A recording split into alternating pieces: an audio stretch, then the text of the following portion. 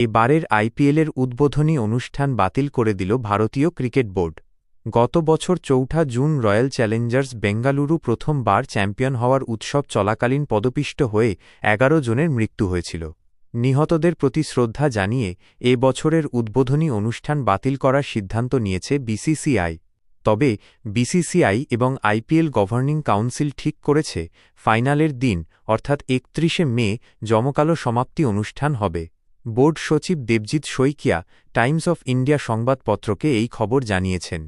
শইকিয়া বলেন, গত ৪ জুনের মর্মান্তিক ঘটনার কারণে আইপিএলের শুরুর দিন কোনো অনুষ্ঠান হবে না। দুর্ঘটনায় প্রয়াতদের প্রতি শ্রদ্ধা জানাতে বিসিসিআইএ বার উদ্বোধনের দিন কোনো সাংস্কৃতিক বা বিনোদনমূলক অনুষ্ঠানের আয়োজন করছে না। তবে ফাইনালের দিন একটি বড় অনুষ্ঠানের পরিকল্পনা করা হয়েছে।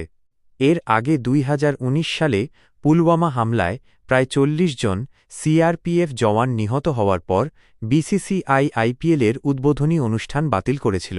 তখন বোর্ডের দায়িত্বে ছিল সুপ্রিম কোর্ট নিযুক্ত কমিটি অফ অ্যাডমিনিস্ট্রেটরস। সে বার উদ্বোধনী অনুষ্ঠানের জন্য বরাদ্দ অর্থ নিহতদের পরিবারকে দান করা হয়েছিল। আগামী শনিবার আইপিএল শুরু হচ্ছে।